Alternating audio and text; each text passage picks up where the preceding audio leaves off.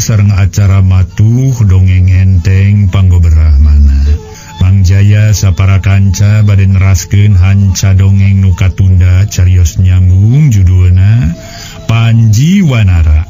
Ieu dongeng para mitra karangan Koswara ayeuna teh nincak bagian ka-33.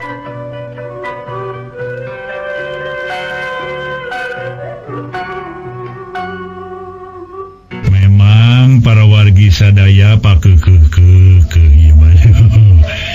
keke anu mana Pati Kunjaya hayang newak Raden Santiaji nu jadi monyet oge Nyimas Larasati nu jadi kuya keke 8 prajurit mempertahankan timbul akibat pakeke ieu para mitra timbul bentrok mangga urang teraskeun para mitra kalayan tapi snaker harita para prajurit gancang manehanana nahan serangan ti Patih Kunjaya.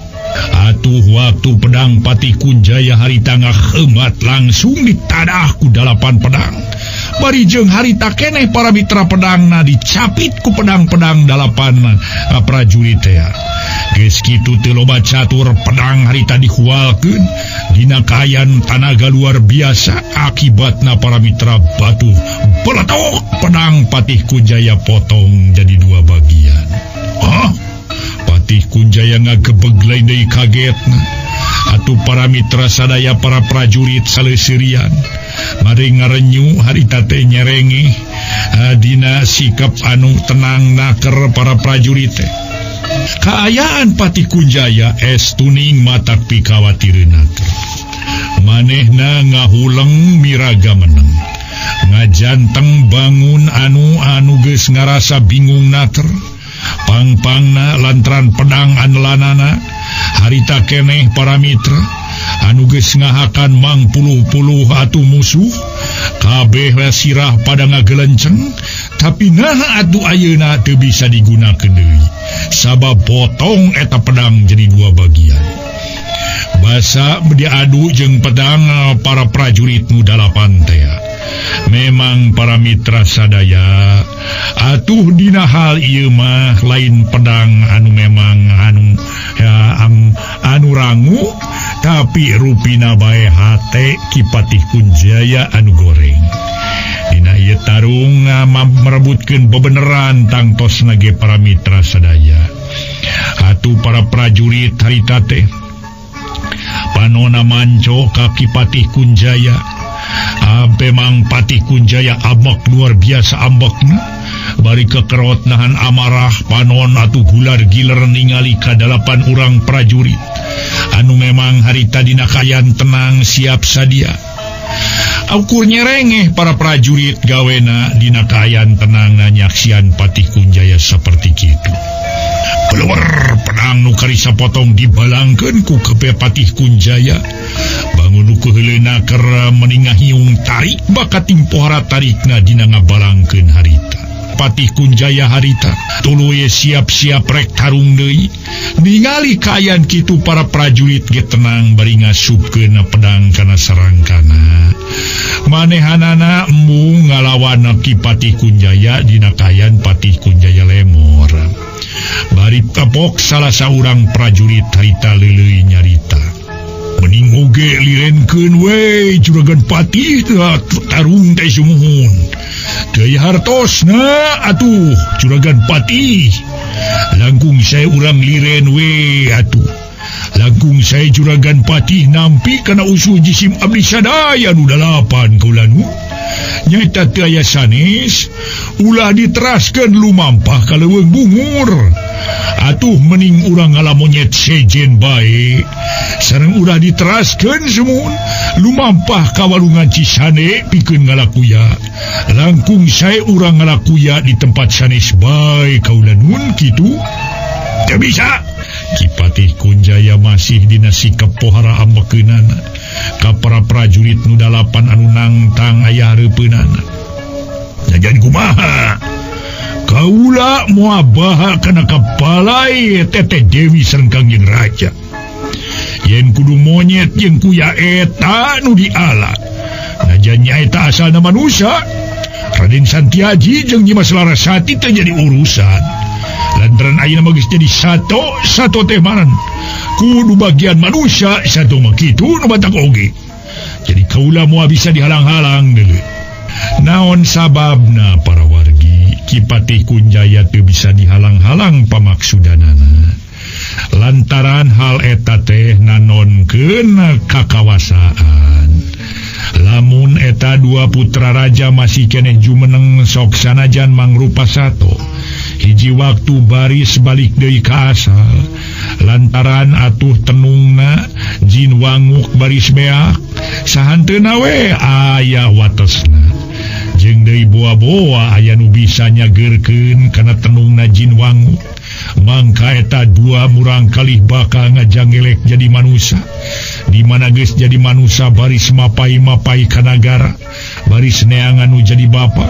Di mana geus kapanggih merentang tu hal ieu, hak eta nagara teh kudu dibikeun ka Raden Santiaji. Kitu pamikir Kipatih Kunjaya. Numatak samemeh eta kajadian leuwih hade dilampuskeun heula eta dua manusia, dua anak manusia atawa dua anak raja nu katelah Raden Aji sareng Anden Laras. Barang ngabandungan kecap-kecap na Kipatih Kunjaya nu negeri.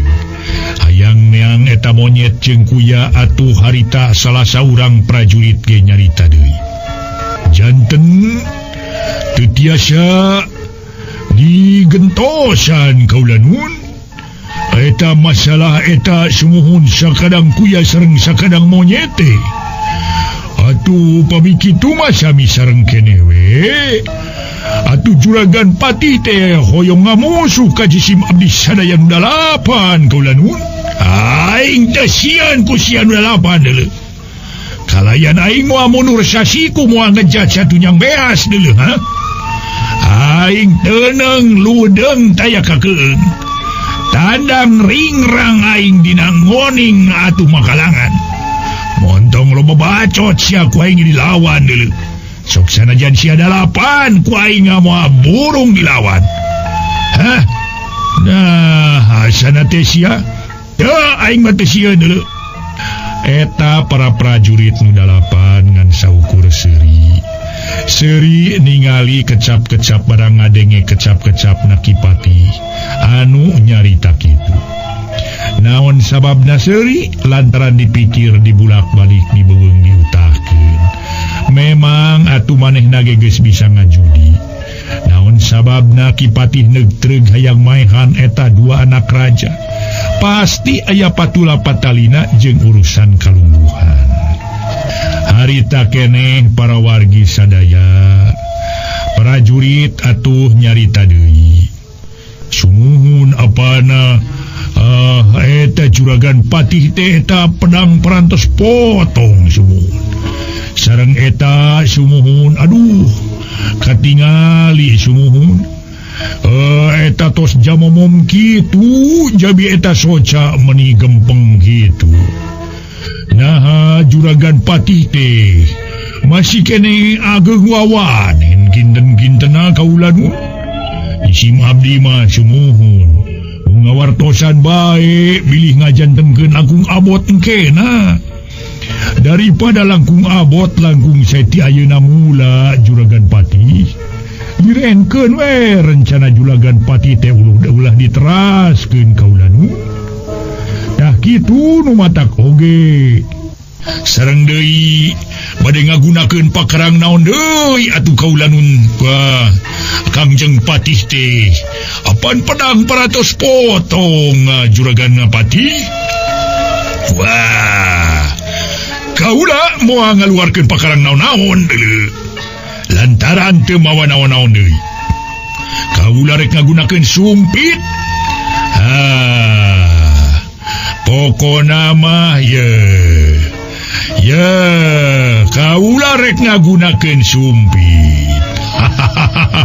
Tapi ketang lamun kaula ngagunakeun sumpit adika kabeh ge lain manu puyuh. Lamun kaula ngagunakeun tumak adika lain bagong. Nu matak ayeuna kula moal make pakarang. Kaula yang hareupan andika sakumna nu dalapan rek dina kayan lemor.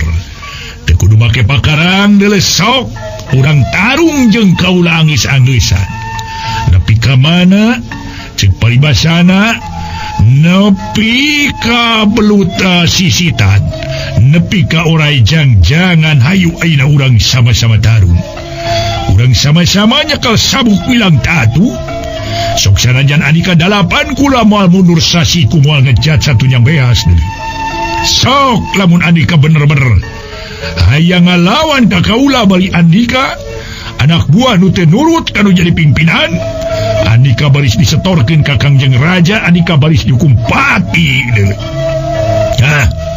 sok ai wani mah kaula moal make pakarang nya upami curagan patih moal ngagunakeun pakarang panginten bade ngagunakeun ilmu nu aheng dina nyang hareupan jisim abdi sadaya curagan patih teh panginten kitu nah leres henteu ngaso heula para wargi anu mulia ngaso heula ngaso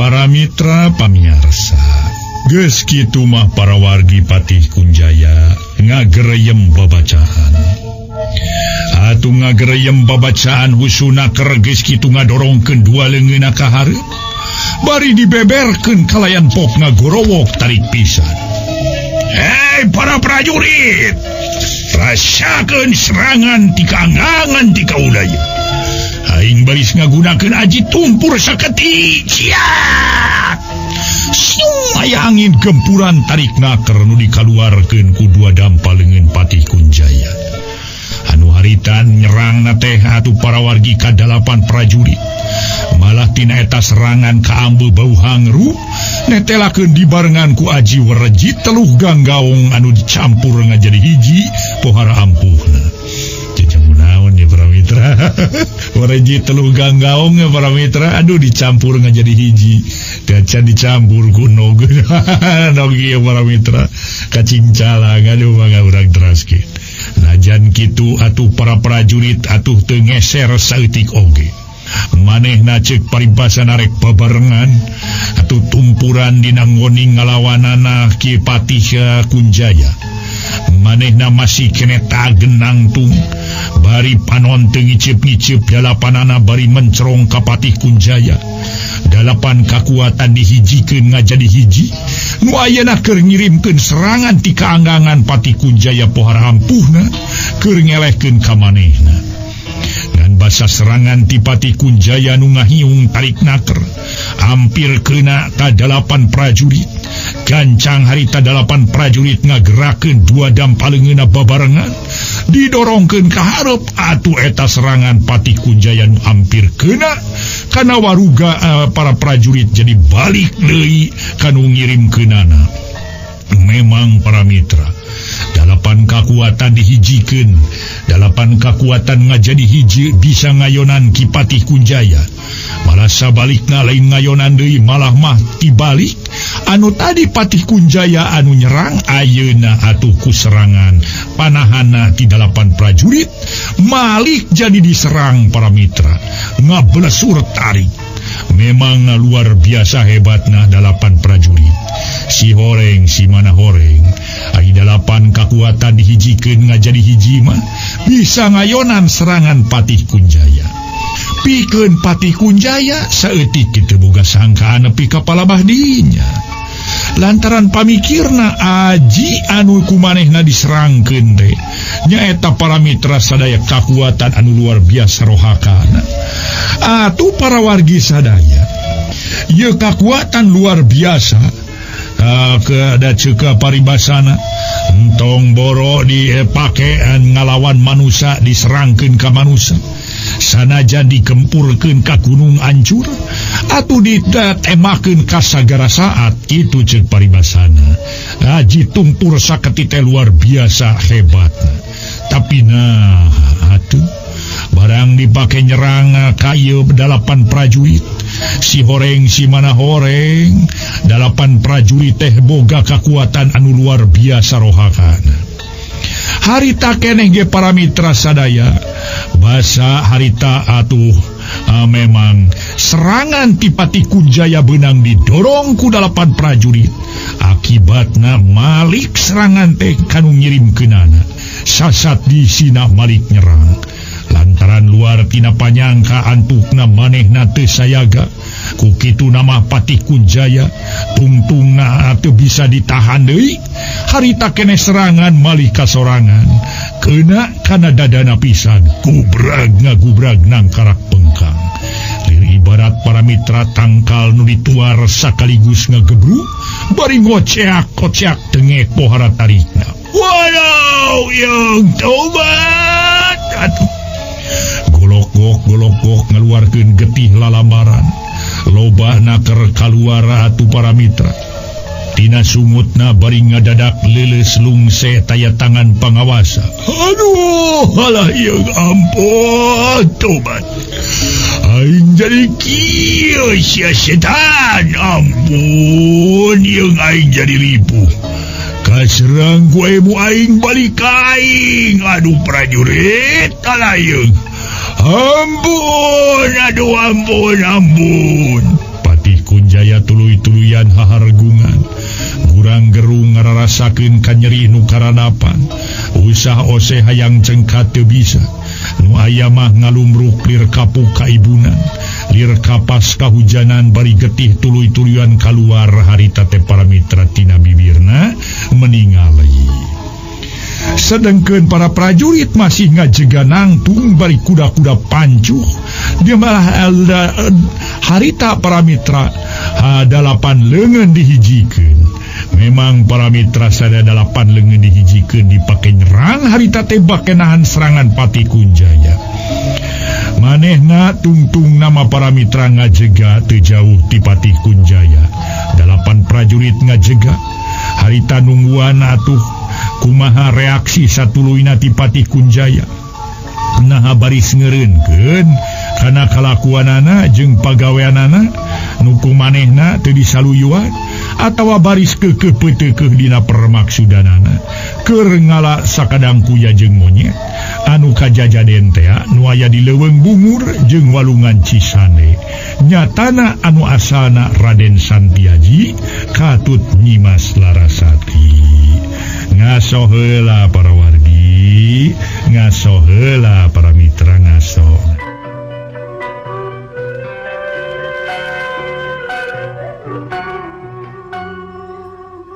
Para mitra pamiarsa, si horeng si mana horeng. Tita tadi tesanya nama aya anu ngawaskeun kana kajadian nu tarung antara Patih Kunjaya jeung para prajurit anu 8. Nyaeta di tempat anu hieum rungkun kirinyu. Aya 2 jalma keur ngadepong ngawaskeun nyatana Ki Jagra jeung adina nu katelaki Badra. Eta 2 urang catrik atawa muridna Mama Ampel Gading kabeneran memang lumampah ka eta tempat. Nusa terus nangintip kanu keur pasea barang nusa urang katinggal ngajurah roh ngajoprak taya daya. Ki Jagra ngaharewos ka adina. Aduh, teu burung namru geuning salah saurang teh Ki Adi. Lila-lila mah nu gelut teh dirempung ku 8 teh. Tapi aneh 8 jalma ngarempungna teh eta majikan nu sauyunan. Ngerahkeun tanaga babarengan Ki Adi. Nya, Kang Jagra, ayo urang sampulkeun Kang. Urang tanya, urang mana jeung naon sababna pangna gerlut. Nah, marebutkeun naon cenah pangna nepi ka pasea teh? Tema Ki Badra bari ngajak kanu jadi lanceuk napikeun nepungan Patih Kunjaya. Jeung para prajurit anu 8 anu ayeuna para mitra keur areureun heula gelutna lantaran kayan Patih Kunjaya keur ngajoprak taya tangan pangawasa. Ki Jagra kalah kanyerenge kawas nu kapi asem ku omongan adina. Hayang nyaho we atuh Ki Adi. Sabab nama da urang teu nyaho. Hayang nyaho keur marebutkeun naon cenah. Boboa merebutkeun eta balung tanpa eusi. Kitu Ki Adi, hayu urang sampeurkeun. Hayu atuh. Muntah salah cek sangkan akang mah maneh nanti keur merebutkeun bebeneran bener hiji diperebutkeun kuduaan jadi we papasyaan cek ieu bener padahal can puguh duanana oge tadi mah komo ngagunakeun pedang nu hiji potong atuh ku 8 urang terus dia ngagunakeun aji ngabengkah tapi dibalikeun deui nepi ka nu ti tadi ngirimkeun teh ayeuna ngajoprak we ngahekok hehehe padahal eta bener jeung diparebutkeun mah nya matak naon we lamun dibagi 2 bebeneran teh meh adil Ki Jagra ngomongna teu weleh dibarengan jeung sura-suri sagala kawas nu ngarasa lucu dina hatena nyaksian papaseaan antara Patih Kunjaya jeung 8 urang prajurit. Ki Badra tungtungna nyerengeh oge ari ngadenge omongan Ki Jagra saperti kitu.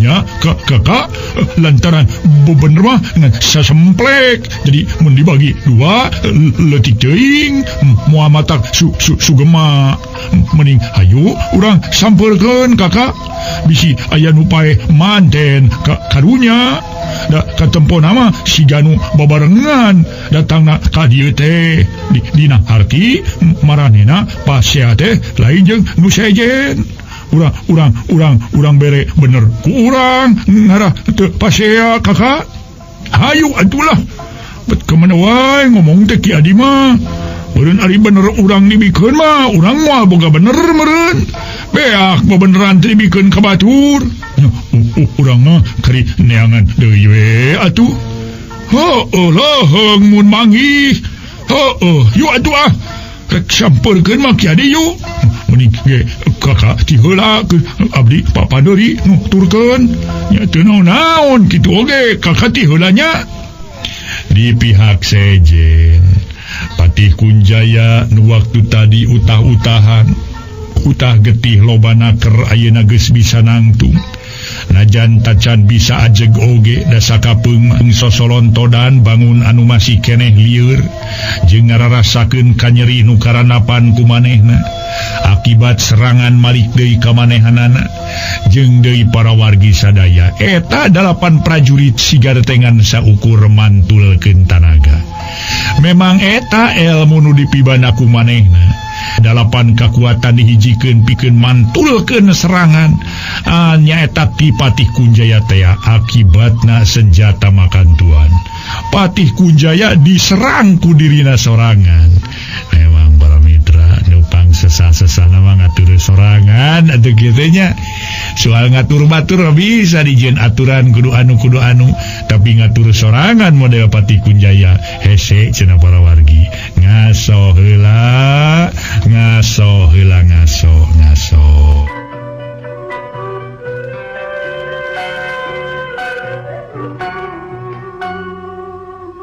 Para mitra pamiarsa Ki Badra nuges kaluar tina rungkun Kirinyu jeung Ki Jagra ngawaskeun ka Patih Kunjaya jeung Patih we harita teh jeung para prajurit bari Patih harebos lalaunana keur tuh nu namru teh si ayeuna mah geus bisaeun deui kakak hudang si gana mah wanieun keneh meureun tarung jeung nu 8 teh kitu si gana mah Ki Adi tuh kudana dicangcang di nurada anggang geuning keur nyatuan jukut si gana mah mending ulah wakan nepungan Ki Adi ayeuna lah naon kakak nyaho we kana jujutanana mending urang dedengekeun we urang intip-intip ngaromongna ngara urang bisa nangtukeun